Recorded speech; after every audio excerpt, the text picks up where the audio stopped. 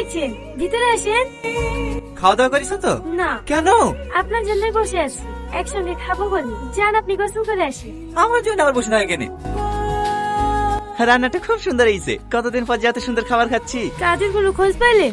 না, আমার পরিচিত যারা ছিল সবাইকে জিজ্ঞেস করলাম, সেরকম কাজের কোনো খোঁজ পাওয়া যাচ্ছে না।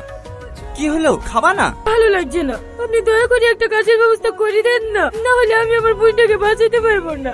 ঠিক আছে ঠিক আছে, তুমি খেয়ে নাও, আমি কালকে তোমাকে একটা কাজের ব্যবস্থা করে দিছি। সত্যি বলছেন? হ্যাঁ।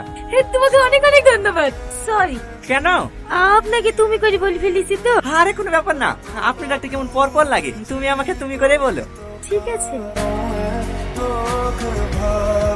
কিছু বলবি? আমার কিছু টাকা লাগবে। 1010 দিলে হবে? না দাদা, আমার 2 লক্ষ টাকা লাগবে। কত টাকা কি করবি, বিয়ে করছিস নাকি?